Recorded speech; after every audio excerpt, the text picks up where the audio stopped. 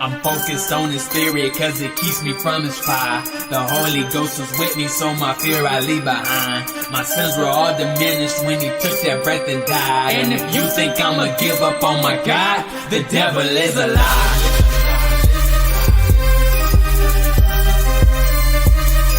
The devil is a lie.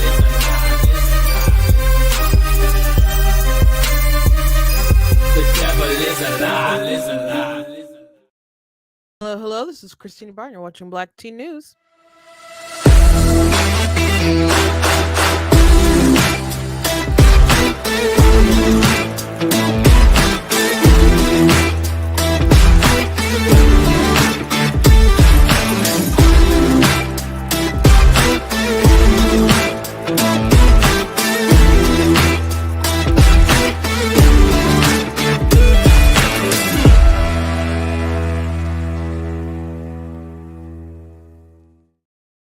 Hello. Welcome to Black Tea News. I'm your host, Christina Barr, and today we're going to be talking about the LA fires and just a parade of incompetence. And a lot of people are asking questions like, why was the mayor not in the country? Why are fire hydrants empty?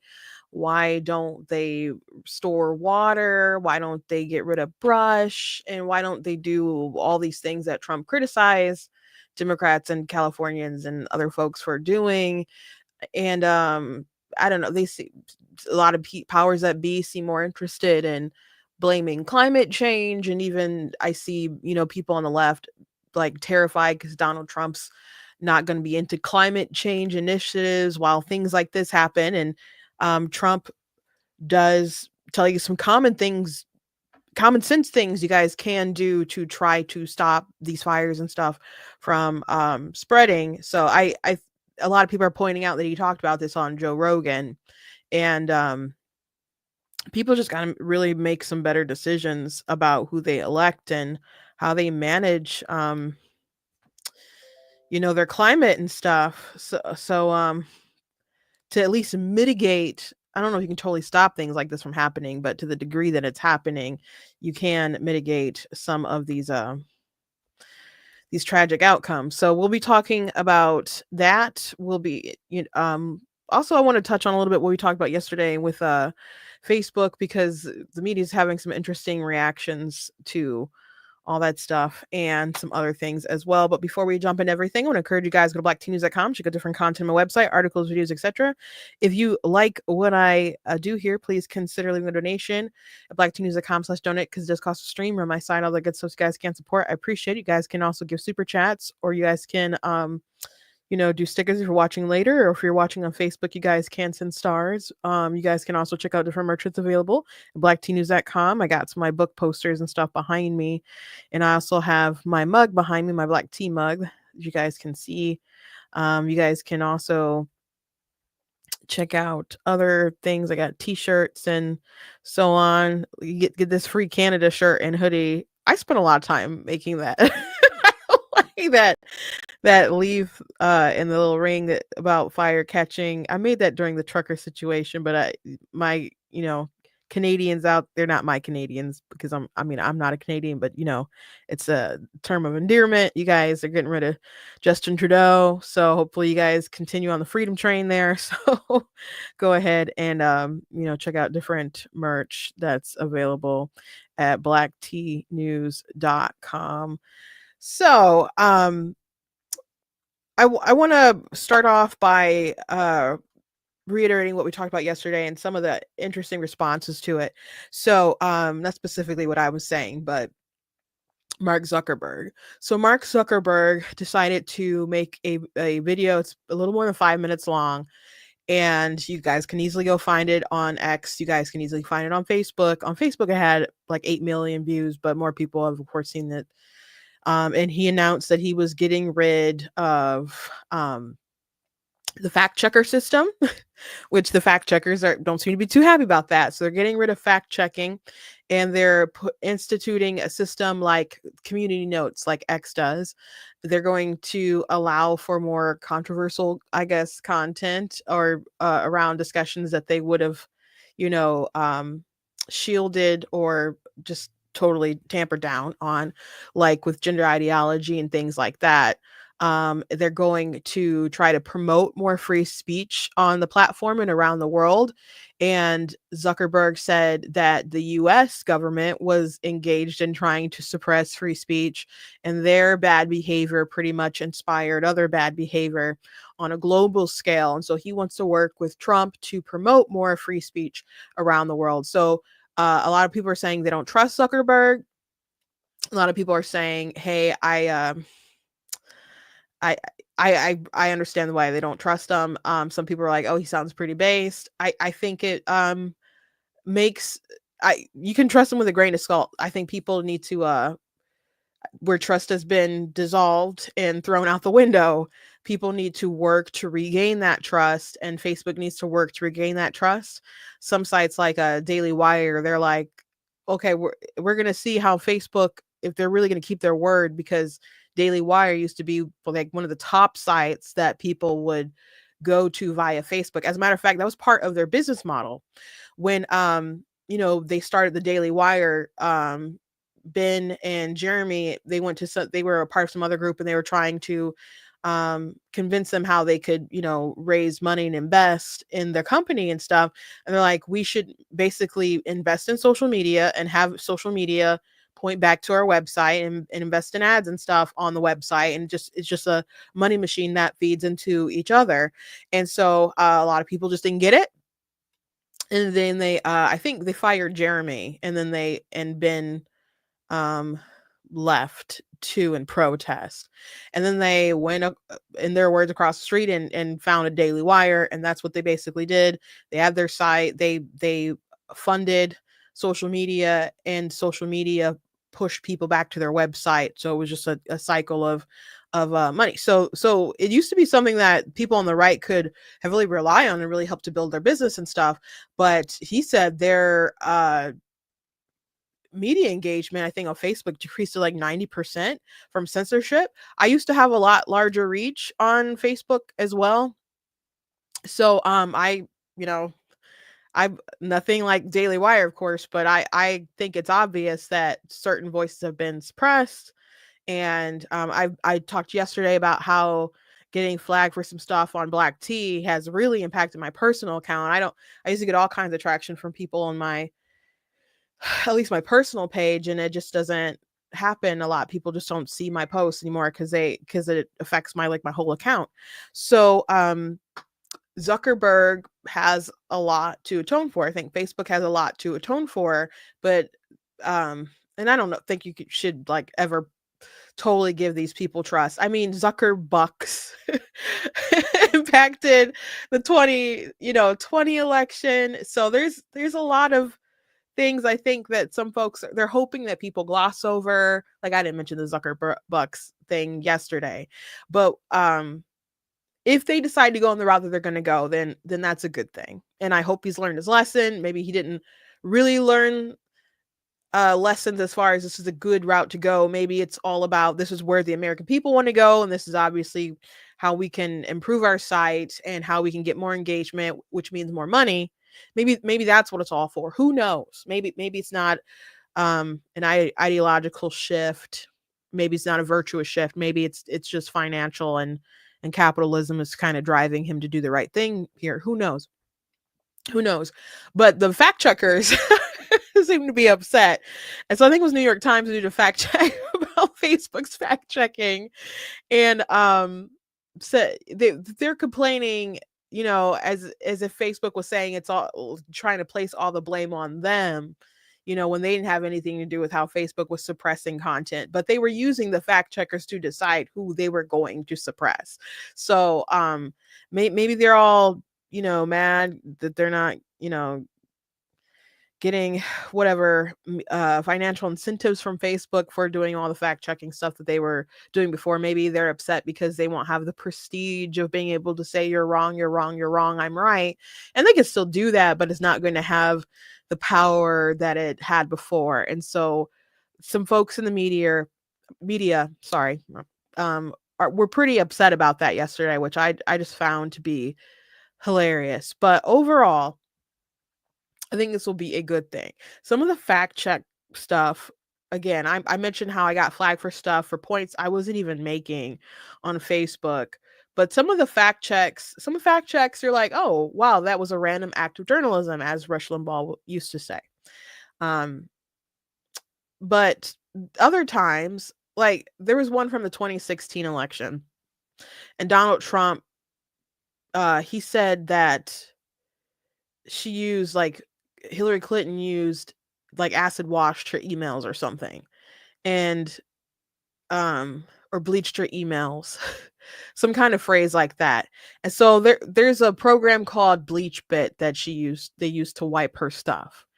And we get the gist of it, but because his words weren't like literally exact, they decided to fact check him and say that what he said was false, and that he didn't literally she didn't literally pour out like bleach and you know and destroyed the content, and that's how they decided to rate what he said as false, instead of just kind of explaining what he meant, or not bothering with it at all, because it's kind of obvious what he meant.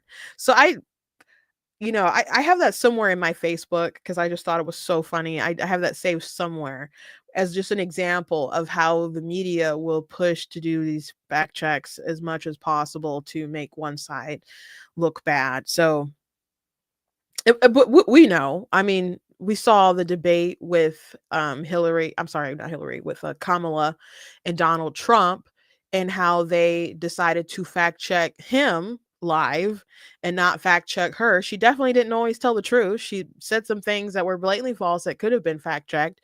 Donald Trump got fact checked by the network on things that Trump was actually right about, like the when he talked about crime, and like, no, that's not true. And they had revised Trump was looking at a different um number or something because they weren't including it, and eventually a story came out not too long after that they had to they revised their numbers, and look and behold, Trump was right about that.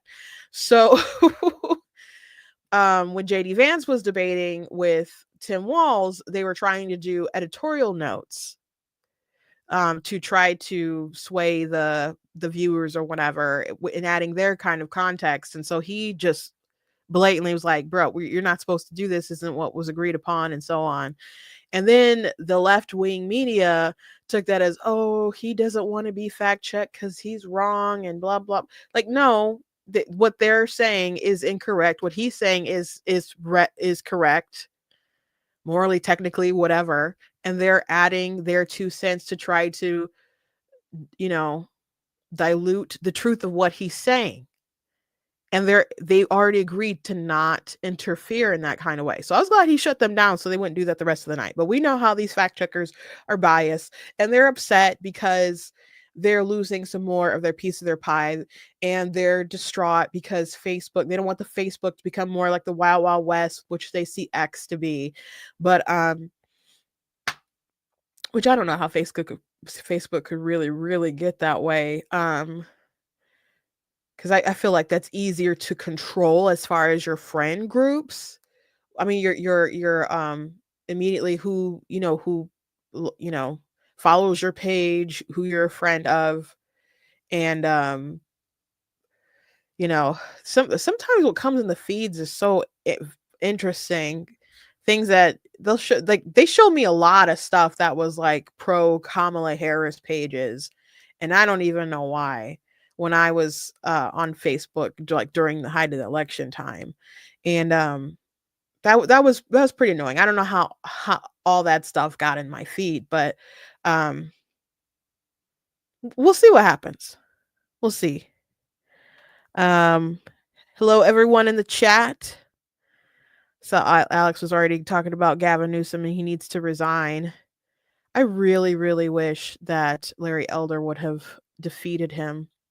I really, really wish that. But before I get on to the big story, I want to just point out this really quick snippet of comedian Jim Gaffigan talking about how entertainers and media personalities were told like not to criticize Kamala Harris.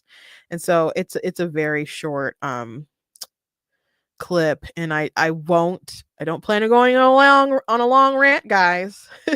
Not a long one.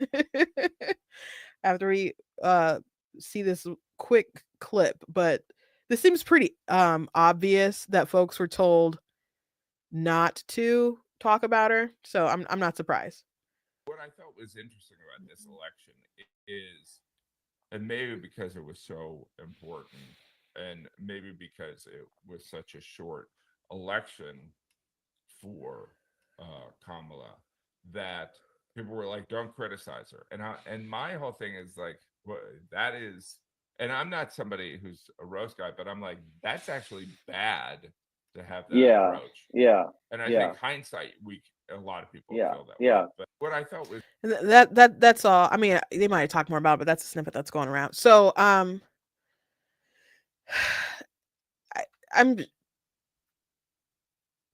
that's the gist. But I think everyone could kind of feel out as far as criticism. Even old video someone showed. I think it was a comedian show that's like mainstream. I can't think of which one it was. They showed how some time ago within the Biden presidency, they had clips of Kamala Harris and they showed her as being really ditzy and not that smart. And now it's like all this glowing coverage. And so whatever opinions, we all know that people kind of seem to like not like her, and she had to have like 3 revamps, and there was just kind of this weirdness about Kamala Harris before she ran for president. And then people revamped their opinions very quickly, and she was so brat and so this and intelligent and strong and so ready for the moment and so on and so forth. And that's one of the really dangerous things about this, though, and one of the reasons why, though Trump is pretty flawed, that it was important to beat the system here. Like, it wasn't just about beating her or beating Biden, it was about beating the system here, because they were trying to pull a fast one over you. They're trying to get her through really fast, push it through really fast, say all these nice things, and hide a lot of her flaws, pretend like a lot of the things that she said she didn't say. Like, oh, why are you focusing on the transgender stuff? She's not talking about that, even though okay, but she was on tape saying all this stuff, and she hasn't explained why those opinions were stupid or that those aren't her real opinions now. So we're just supposed to forget about all that, and just the only Kamala Harris that exists is the one that exists for 107 days, which 40 of those first days she didn't even do media like appearances, like in the media, like talking as far as like to the press and stuff. So we were just supposed to be like, oh, she's nice, she's great, she's got to beat Donald Trump, period, and that's it. And then afterwards, when she would have been inaugurated, then everyone, oh, you're gonna find out real fast what this is actually like. It's a bad thing what they all try to do. It's a bad thing. And so it should not have been rewarded, this very, very fast campaign. It shouldn't have been rewarded. And he mentioned that a lot of people thought it was just too important, and that's why they couldn't say anything about Kamala Harris. But the truth is always important. If Donald Trump is bad enough, then the truth about Kamala Harris should not be able to overwhelm the badness about Donald Trump. But instead, they just kept lying and lying and lying and lying. And their lies about her and their lies about him just made it seem like, okay, you guys have a lot to hide and you really can't be trusted. So since you really can't be trusted, I might not like this guy, I might not love this guy, but at least I know this guy. Even when he goes out and lies sometimes, I still know this guy. So, and I might not like everything he's going to do, I might not like everything he's going to say, but you guys are trying to trick me with this candidate over here. And if the truth about her is too damning, I have to go with this guy over here. I have to go with this guy. The American people were good enough, smart enough to take in the truth and make a decision. And them trying to do this really, really fast election and shove somebody through, it shouldn't have been rewarded. That's one of the main reasons. There's a lot of really big reasons why it was good that Donald Trump won. But this was a big one. The fact that they could replace somebody after not after convention, after a debate, after a presidential debate, and have someone run for 100 and I think it was 107 days, if it wasn't 104 days, something like that, a little more than 100 days, and they be the nominee, they win the presidency, you never have a normal election again, or never have faith in a normal election again. It was very important to defeat her and defeat the system, defeat the Democrats, defeat all these celebrities, defeat Taraji, who was going on BET talking about Project 2025 and all this stuff, defeat all those folks. Or was that, I think that was BET Awards, and she's like, look up Project 2025. They had to defeat all these people. It was important. So thank you, America. Thank you. Thank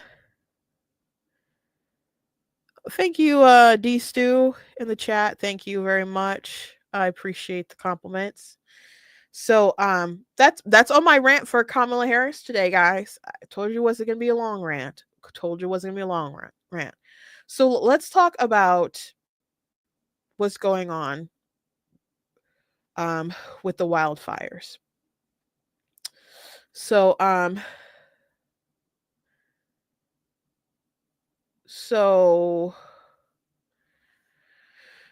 there's been fires raging on. People have a lot of questions about lack of firefighters, lack of water, the lack of the mayor, who is in Kenya. And a lot of people have had to evacuate their homes. James Wood, I have a video of him. I'll show you guys. A lot of people are mocking him for crying on CNN for losing his home. People don't have to laugh and mock people for losing their homes, just because they don't like their politics,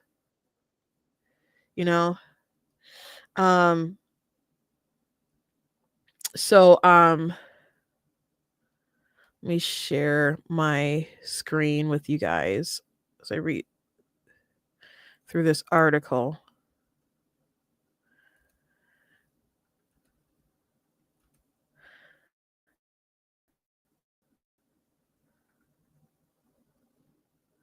Okay, live updates. Pacific Palisades wildfire is most destructive in LA history, with 1,000 structures burned. So, fierce wildfires are raging in the Los Angeles area, fueled by powerful Santa Ana winds, sending residents fleeing from their burning homes through flames. Thousands of firefighters are battling at least 3 separate blazes from the Pacific coast inland to Pasadena. The White House says that the president of Los Angeles, Mayor Karen Bass, discussed the latest updates by phone as Biden flew back to Washington, D.C. aboard Air Force One, which she wasn't in town. The mayor was in, I think, Ghana for an inauguration. And I think they just literally just updated something. So people were like, where's the mayor? And Biden is on the scene. He was with Gavin Newsom. A little slow, but he's there. Apparently announced that he's now a great grandfather. People are like, there's kind of something else going on right now, but okay, congratulations. 3 evacuation centers for people, 12. For people and 12 for animals have been established so far for people fleeing the wildfires burning in the Pacific Palisades, Altadena, and other Los Angeles neighborhoods, but with at least 70,000 people in evacuation zones, some shelter resources are scarce. When EJ Sato and her family arrived at Pasadena Convention Center after fleeing their Altadena home early Wednesday morning, the facility had already run out of cots. I had 1 hour of sleep, so it's been really, really bad day. So to set another evacuation shelter El Camino Real Charter High School wrote on its Facebook page that it was accepting donations of food and water and evacuees. The Pasadena Humane Society wrote on Facebook that it had taken in more than 100 animals overnight, was taking in more, but kennels space was filling up. The organization was directing some evacuees to a partner shelter. It is looking to volunteer to foster large dogs for a week and more. Both in Los Angeles County Emergency Management Office and the American Red Cross are posting updates, list of evacuation sites on their websites. AccuWeather estimates 52 billion to 57 billion in preliminary damage and economic loss has occurred from the raging Los Angeles area of wildfires. The company said the estimate comes from an advisory that will soon be released. Dang, that's a lot of money, man. We both understand that the fire does not recognize map lines, and we are ready to help each other whenever there's a need. Oregon State Fire Marshal Mariana Ruiz Temple said in a statement, during our historic 2024 wildfire season, California sent us help in our time of need, and we are working fast as possible to lend them support during the emergency. She added the 12 teams include 240 firefighters and 60 engines. That's great because they do not have enough. Their Wednesday mobilization comes after the Oregon agency received a request for assistance late Tuesday evening. I think it just jumped to like another just it's live updating, so it keeps updating different stuff. So I want to show you guys a clip of Donald Trump talking about California and some things that he tried to push that they didn't want to go for at the time, for various reasons. So let me go back to Twitter here and find the clip for you guys. Because people are pointing out, hey, Trump was just talking about this on Joe Rogan, how he had some ideas that could help California out. They said, we have no water. I said, do you have a drought? No, we don't have a drought. I said, why don't you have no water? Because the water isn't allowed to flow down. It's got a natural flow from Canada all the way up north of water, more water than they could ever use. And in order to protect a tiny little fish, the water up north gets routed into the Pacific Ocean. Millions and millions of gallons of water gets poured. I could have water for all of that land.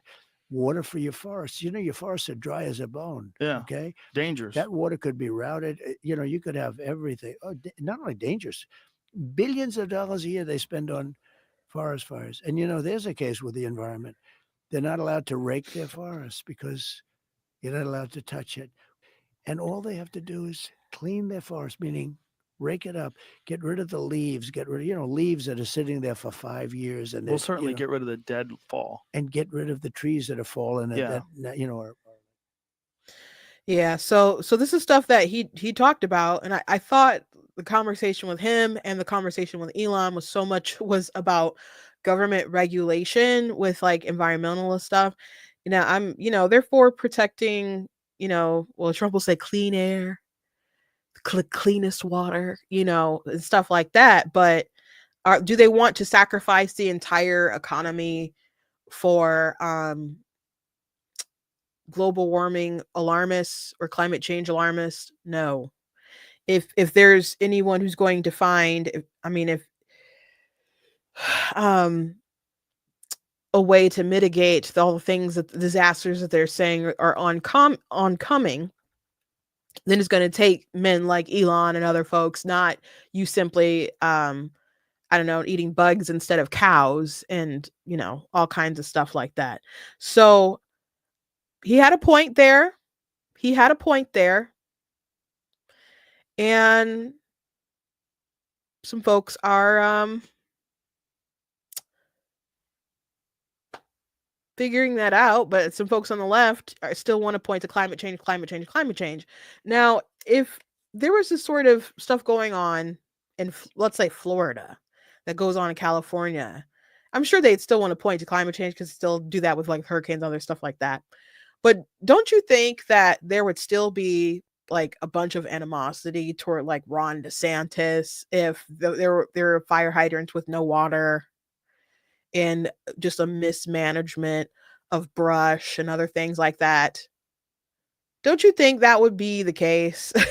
There'd be some vitriol directed from the media and the left. Now, I've seen some criticism toward the LA mayor, but maybe it's easy to attack someone who's not even in town. She's, coming in town. She may be in town by now. But even still, there was a little bit of silence on that part. They are pointing out that the budget cut out about 17 million for firefighters and stuff. And there was the LA Times owner, who had pointed that out. Our hearts go out to those who have lost their homes seeking shelter. Fires in LA are sadly no surprise that the mayor cut LA Fire Department budget by 23 million, and reports of an empty fire hydrants raise serious questions. Competence matters. Follow LA Times for coverage. Oh, I think of the LA Times as calling you out. It's probably really not a good thing. Newsweek did a fact check of it because other people are saying it's 17 million. And so they did a fact check about the 17 million, and they included all the stuff. And at the bottom, they admit it like, yeah, it's true, but it needs context. And the context is it still has a really big budget, but it's just missing $17 million. So it's a state that requires a big budget, but you're cutting important stuff. But it'll be interesting, the citizens looking at how money is spent in other ways and wasted in other ways while this fire is raging on, and asking the question, why did the money go here instead of toward making sure there was water in these fire hydrants? Like, those are questions that people are going to be asking themselves. Here's an interesting tweet.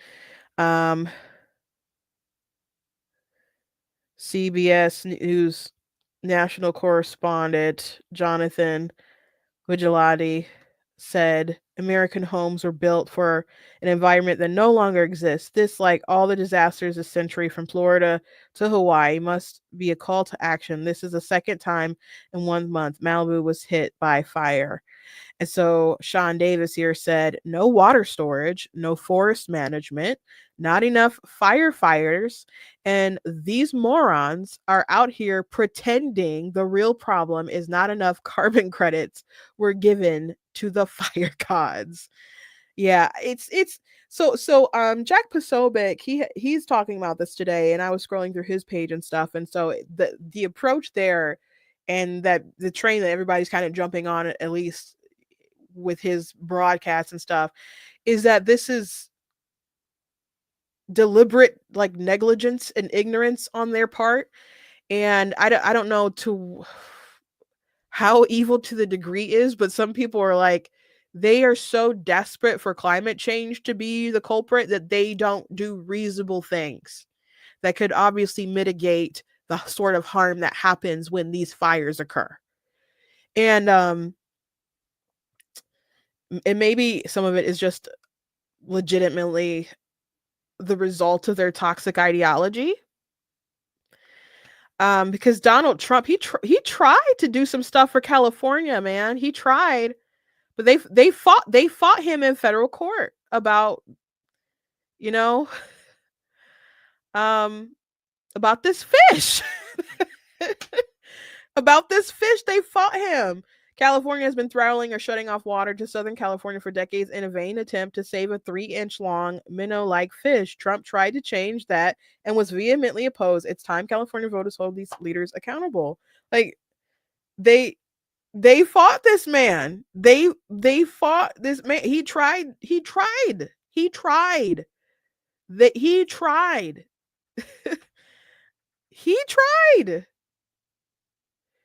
So are the people of California going to hold these?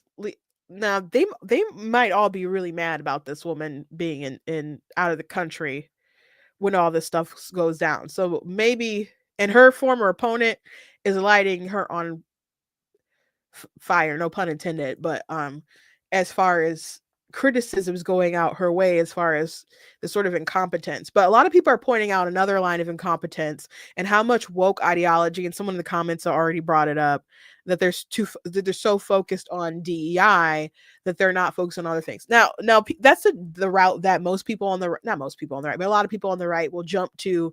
There's some kind of disaster and then like, where's the DEI? DEI led to this. Here's the incompetence. Here's a clip of them saying something crazy. Now, it doesn't necessarily mean that the devotion to DEI and initiatives and stuff necessarily um, attributed to the lack of accountability or whatever. Maybe there's other things that led to the breakdown, but it doesn't look good because to the public it shows misplaced priorities for sure. So people are showing this clip of Adam Carolla when he had testified about his white privilege some time ago. So this is making the rounds, and this is an interesting clip. Geez, I want to talk about my white privilege so badly. I graduated North Hollywood High with a 1.7 GPA. I could not find a job. I walked to a fire station in North Hollywood. I was 19. I was living in the garage of my family home. My mom was on welfare and food stamps. And I said, can I get a job as a fireman? And they said, no, because you're not Black, Hispanic, or a woman. We'll see you in about 7 years. And I went to a construction site and dug ditches and picked up garbage for the next 7 years.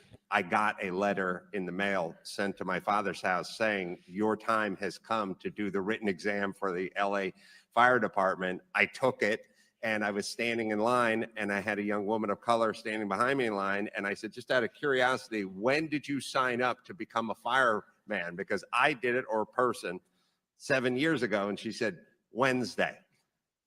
That is an example of my white privilege. That's crazy. That's crazy. So you can see maybe there's a problem there, and there's been a problem as far as DEI, or for a while there. And you wonder how systemic these issues are, how systemic this incompetence is, because you just have misplaced priorities. That there's this man who wanted to apply years ago, has to wait 7 years to even really apply. And then a Black woman, basically off the street, and yeah, they could come and do the application for. So that's interesting. That's interesting, especially because there's not enough people fighting the fires. So we just wonder how long this has gone on. So of course there's other woke videos out there. So in Wokeness had posted this. LA County recently posted this video on how they make their firefighters train in cultural inclusivity, equity, and diversity. We are hosting our new employee orientation, and our focus is to teach our new employees for them to understand cultural competency, identify implicit and unconscious bias, and be aware of the importance of us having a diverse and inclusive workforce. Diversity is important because the different people bring different lenses to their job, and those different ideas, those different lenses are important to have the best practices for our industry. We have people here from hazmat, we have dispatchers in the room, we have people that are responsible for financial management, we have our information management division, and also from human resources. So we have a variety of professionals that are receiving this training. We teach people how to deal with conflict responsively, how to have challenging conversations, break down stereotypes, and learn more about cultural competence. And so we do this by working to advance equity throughout community partners and internal departments within Los Angeles County. I welcome all of you in this room to join, whether you're LGBTQ plus or not, or you're just an ally, you have family members, anybody that's willing to engage and learn and grow from the opportunities that this experience has presented me with. The Los Angeles County Fire Department would be recognized nationally and possibly even globally as an agency that was very serious about diversity, equity, and inclusion, and made some substantive changes so that everybody could feel safe and feel included. On behalf of LA County Fire Department, we are so proud of our mission, which is to be proud protectors of life, the environment, and property. If you want more information about our department, please visit us at fire.lacounty.gov. Okay, so here's a question about all this diversity, equity, and inclusion stuff. Do you think, in the case of Adam Carolla's backstory, that he felt like he was included? Do you think that at the end of the day, that his takeaway, and if there's other stories like his, you know, I thought it was interesting that his specifically had to do with, the topic at hand or whatever, but there's other stories like Scott Adams' story, the reason why he's a cartoonist, and I guess it worked out well for him in the end, because he's had a lot of success with Dilbert. But the reason, but he had success in the business world, but he couldn't go as far as he wanted to go because he's a white guy, and his boss just kind of told him like, "Hey, we're kind of at an age where we're, not promoting white men, and it's the age of like the woman and all the other kind of stuff. So you're just not going to be promoted here." And so he's like, okay. And so he went on to another job and worked his way to a certain point, and they basically told him the same thing, like that this isn't the time of the rise of the white man. So since he knew there was kind of nowhere to go for him in that realm, he started investing his time in other things, and that led to him doing cartoons and stuff. So in the end, it ended up working out for him, but it's still not a good thing that this was happening, and these aren't, rare cases or whatever. So do you think that sort of mindset that is just so gung-ho about trying to fix the inequality of not having enough representation of other groups make the white people feel included? And the response that I would probably get back from folks on the left who are really invested in diversity, equity, inclusion and stuff probably be like, okay, but white people have been represented for so much already. But white people as a whole versus like individuals, there's a difference there. So if you're working hard and you want your shot, you can't have it because there's been too many other successful white people in the past. You can't just try to do right by everybody right now. That's really the problem. Like diversity and inclusion, I don't think those things are bad things, and I don't think most people on the right probably don't think they're bad things. Some people try to be all super based and red pilled or whatever and against that stuff, but at the same time we have blacks for Trump black voices for Trump offices, and they have events for gays for Trump, and so they like diversity, they like inclusion. The right and the left both like it. Okay, maybe it's not something that people on the right want to admit all the time, but it's just the truth. They have different departments for different groups to do outreach. My sister was in charge of urban engagement. When she worked at the RNC, she was in charge of women engagement and urban engagement stuff. So they do like diversity, they do like inclusion, they just do. But it's that equity portion that really makes it toxic, where they're trying to rectify what they see as some kind of historical imbalance or some unfairness that has happened. So they're willing to treat people like garbage who maybe are qualified and deserve their shot, but they have to kind of judge historically everyone in a group and say, well, you can't have this opportunity, I got to give it to somebody else, even if they're deserving of it, or maybe they're a little less deserving, but they fit the right kind of mold. And so that's really the issue with the diversity, equity, inclusion portion. I'm sure I could find more, but I think it's really the ideology of the equity instead of pushing equality that's the real problem. So again, these things aren't necessarily the reason why there's not enough water.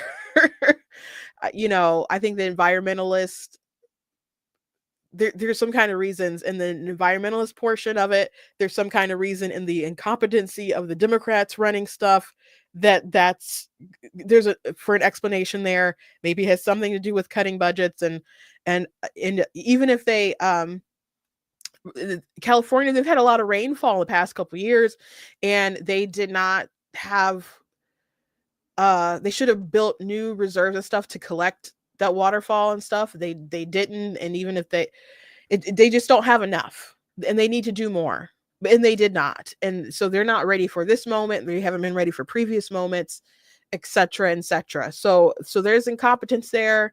It's not always everything with the diversity, equity stuff. Maybe there's people there in charge pushing stuff who are there for ideological reasons, and maybe that feeds into the incompetency, and maybe that's how they're connected. But the point is, when people see the stuff go down and then they see all this DEI stuff, they're like, you have appropriated your priorities somewhere, and it just doesn't leave us with a lot of confidence. Okay, so I don't know what overall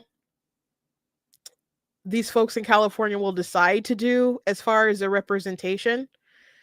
You know, there's been moments where they voted out some school boards, you know, as of late, where some people have gotten really, really sick of stuff. But you know, they missed their shot to replace Gavin Newsom with Larry Elder in the recall. So I don't know what California is going to do. Everybody can't leave California. maybe a lot of people could try. You know,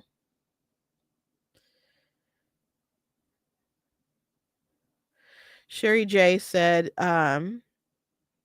wildfires don't discriminate between DI hires and others, but if you are a firefighter or the public, you want the best qualified people for the job when lives are hanging in the balance. And that is absolutely true. That is absolutely true. Especially on a higher level. Like I would like to think that the folks that they have out there bravely fighting these fires right now are well equipped for their jobs, but we know there's some leadership incompetency. At least it's just crazy enough that the mayor wasn't there during this time. So but she's being really criticized for that. I want to play this video of James Woods breaking down because a lot of people on the left are just making fun of him for crying, for losing his house. I'm 77 years old, man. I can't walk up these hills. It's like Mount Everest there. It's like, you know, pretty steep. So, you know, it's just you. I posted this on X, but Sarah was on with her 8-year-old niece last night. And she came out. I'm sorry. Just, you know, one day you're swimming in the pool and the next day it's all gone. But she came out with her little Yeti piggy bank for us to rebuild our house.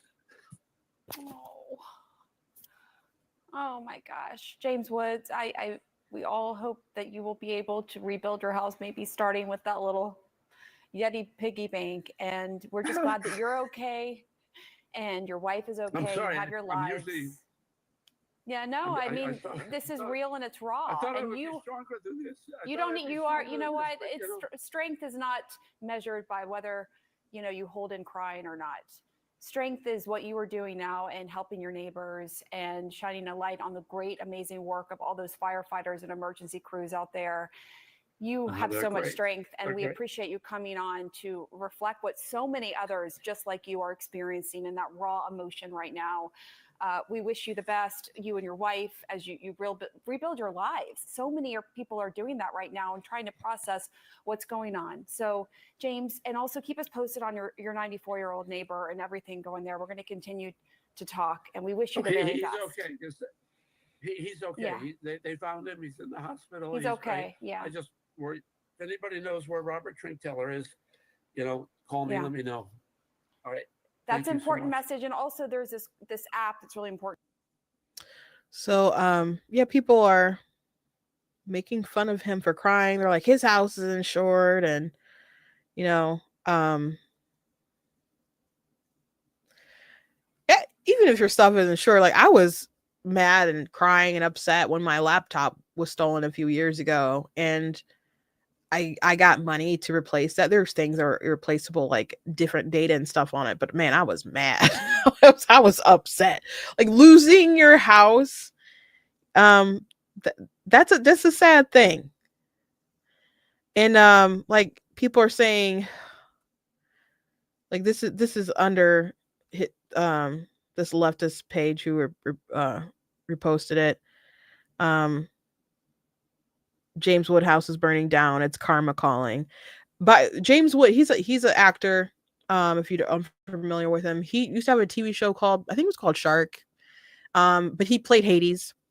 He's the voice of Hades and Hercules. But he's on the right, and so a lot of these folks don't like him. He still doesn't believe in climate change. Insurance will pay for his house. He's 77, but his wife is only 35. I bet he is worried about other things falling apart. So yeah, these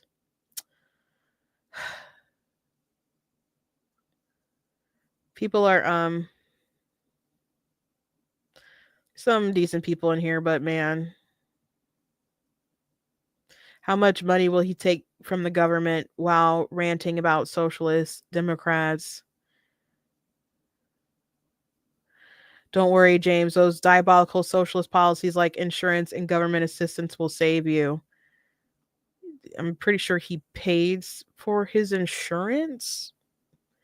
So okay. Yeah, people don't seem to understand what these things are. So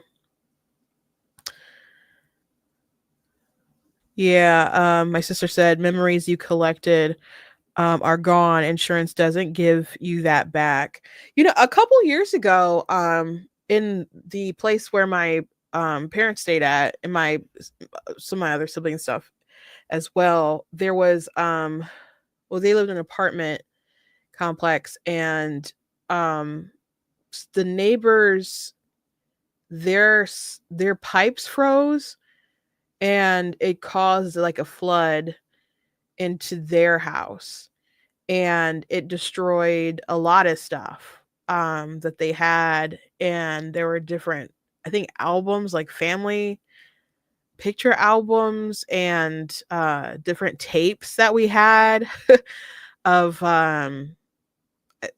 like I think home videos and maybe church videos and other stuff like that. I don't know what all was destroyed, because there's stuff in my basement as well, but it just sucks. And so they got into like another apartment and stuff. We had to help them move their stuff, and they got money in insurance to buy new stuff, but it sucks when things that you like, that you've grown attached to, and things that hold memories, things that are built to hold memories, are destroyed. Some things you can't replace. There was an episode of Bluey, and I don't watch Bluey, but I saw enough of this particular episode that people were like crying or really emotional online, because the family was going to move the Bluey's, the show about the dog and the family of dogs and stuff, and they were selling their house and they were leaving. And so as they were getting ready to go, I think the dad just had like a montage of all like the memories they had, and so they decided at the last minute to not sell their house and to move back into it, and the kids and everybody was really happy, and people were just really like emotionally impacted by that particular episode. Rachel Ray lost her home to a fire and a lifetime of recipes. Ooh, gosh, that would suck. Yeah, I don't understand how people can't sympathize with someone in those kinds of situations.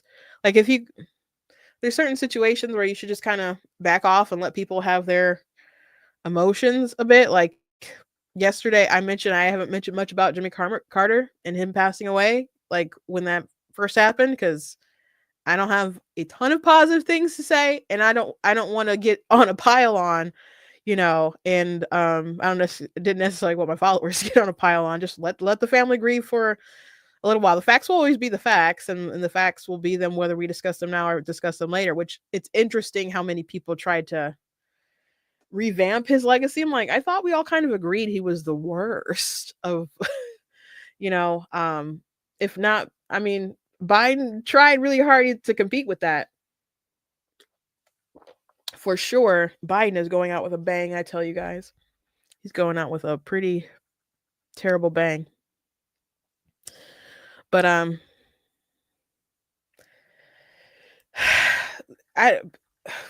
people let politics warp their whole minds as far as how much empathy they can express to some people. I saw some people in the comment thread,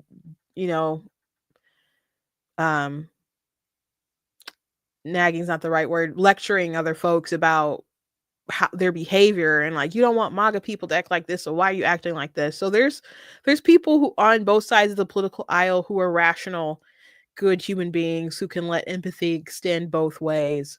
But it's too bad.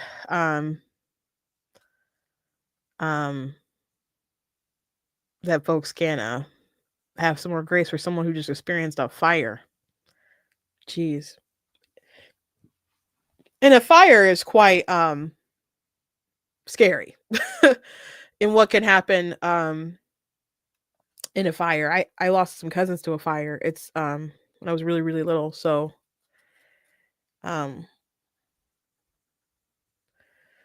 it's terrible. It's terrible. I wish all these people well. I wish that I hope, I guess, that the people of California will hold incompetence accountable and vote accordingly, but we don't know. We don't know. A lot of people have had to just pack up and go to somewhere else where things are managed a lot better. Like if DeSantis, let's say he gets done with like Florida, he's termed out. Like if he came to California and managed to somehow win the governorship there, like that kind of competency would do very well for the state, you know? It of course it's not going to be him, and obviously, but even if if Larry Elder had beaten Newsom, there'd be a lot of more positive things going on for the state. But my heart goes out to you guys in California. My state is not that bad. I think my governors and the Democrats are really trying it though. They are really trying it. They're cutting down like 400, I want to say 400 acres in Michigan for solar farms. I think that's right. Forestry expert has questioned DNR's plan to cut 400 plus acres of state forest near Gaylord for solar. They're going to cut our trees. So many of our trees. For the solar stuff. Now, why can't you all just put a lot of stuff on buildings? Like, aren't the trees good for carbon emissions and all that stuff? Aren't trees a good thing for the environment? Maybe I'm crazy, but they're going to cut down 400 plus acres of state forest in Michigan. I hope they stop that. That's crazy.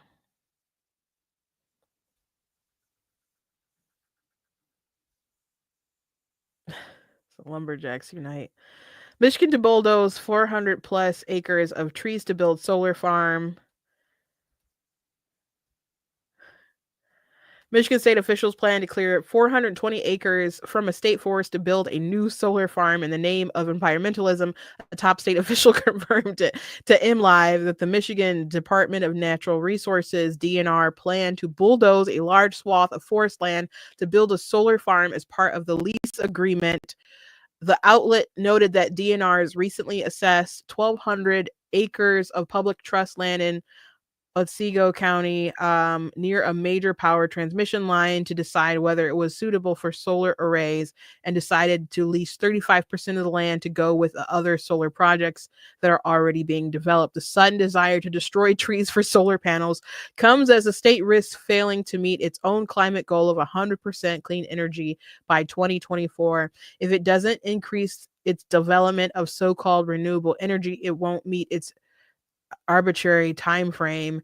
The 420 acres about to be bulldozed are part of the 4,000 acres of public land that would be flattened to try to meet the 2040 deadline. If Michigan instead committed to nuclear power, it could meet its goal much quicker and by using much less land. Chris Martz, a meteorology student who regularly tackles climate change and energy myths, published a chart showing nuclear power produces far more power on less land than solar and wind. For example, 640 acres, about 1 square mile, for a nuclear power plant would produce 1,000 megawatts of power and can power just over 775,000 homes. Getting the same power from solar panels would require 5,000 to 7,000 acres of land and only power 193,523 homes. Onshore wind power is even less efficient. Dr. Judith Curry, one of the most prominent atmospheric scientists who debunks climate myths, responded to Marx's chart by saying land use requirements, among other things, will seriously constrain the penetration of wind and solar into the grind, and this analysis doesn't include the additional land requirements for transmission lines. Solar panels are also damaged by harsh weather, such as hail, which could be a problem in the Midwest. We had some crazy hail, like maybe I think it was in December. It was crazy. We had crazy hail.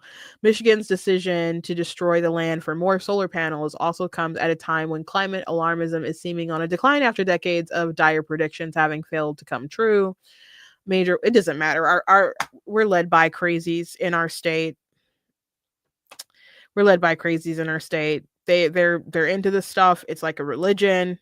They're gonna cut down our trees, guys.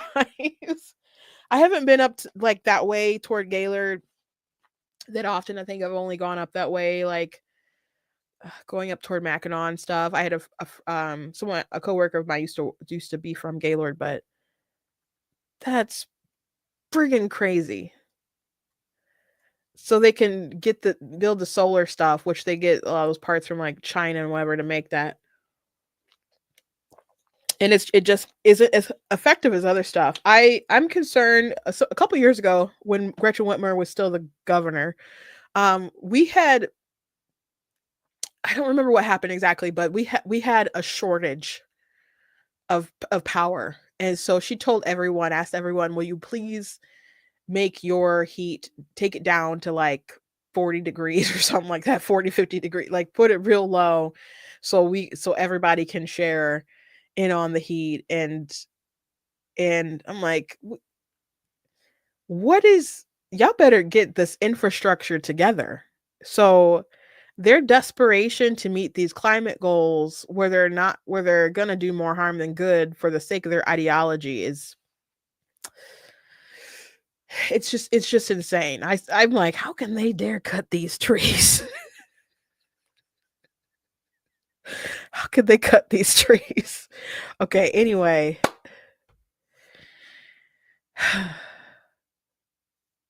For what, 17 hours a year, that sun that Michigan gets. Yeah, it's another thing too. It's like, we get some sun, but it's not a lot of sun. It seems like a really bad place to have be the future of Michigan with the solar, because it's not like, it's bright and it's sunny like all the time. And I don't just mean day and night. It's, it'd be pretty gloomy and stuff. It just doesn't seem like a great strategy. but somebody's getting paid for it. Somebody's getting paid for it. So I'm sure that somebody and those somebodies are very happy about this, but our poor trees, our poor trees. Can you imagine like environmentalists in the past, like if someone had planned to cut down all these trees and how the environments would feel in the past, and now the environmentalists are like, yeah, let's cut down the trees for solar panels. It's just a weird cycle. It's just totally weird. Anyway, thank you guys for joining me. Please go to blacktnews.com, check out different content, website, articles, videos, etc. If you like what I do here, please consider leaving a donation on the website because it does cost to stream and run the site, all that good stuff. So you guys can support. I appreciate you guys can check out different merch that's available on the site. Like it's Trump 2024 make crack whack again shirt. You know, Trump is supposed to be sentenced on the 10th. We talked when they had postponed it allegedly indefinitely, but it's I don't know, to me it's kind of funny, maybe a little conspiratorial, that everybody started having conversations of, no, Donald Trump is not technically a felon, because a lot of people weren't actually mentioning that during the election, but it seemed after the election, more people really started to hone in on that he's not really a felon because he hasn't been sentenced. And I did a recent video where I was like talking to the purple-haired version, lefty version of myself, and was like, no, he's not a felon. He hasn't been sentenced. So he's not technically a felon. And then it was like immediately after that, this judge was like, no, we're going to have a sentencing. So I think that they really, really, really want to be able to have this win of Trump being sentenced. Now, it looks like they're not going to give him any time or anything like that, but they want to at least say that the ruling stands and that he is actually a felon. So he's appealing to the Supreme Court to say that he can't be sentenced under presidential immunity. Now, I don't know how that argument works, because the stuff that involves the case wouldn't have anything to do with things that he did as president. So, and he's not president now. It is a silly thing that's happening, but I don't know how you make the argument under presidential immunity, but they're making it. I don't know what the court will decide. Maybe they decide not to pick up anything up in the next few days. Some people have a conspiracy that the sentencing is happening in a time aligned with the Facebook stuff because they don't want Trump to really make the case for keeping Facebook. I don't know. That one's a little bit of a stretch to me. But we might actually just have a felon president. And it is what it is. It is what it is. With that being said, I did come to my website to show you guys if you haven't seen the Trump hoodie, because I guess this is still, well, I guess it got 2024 on it, so it's a little outdated now, I guess, but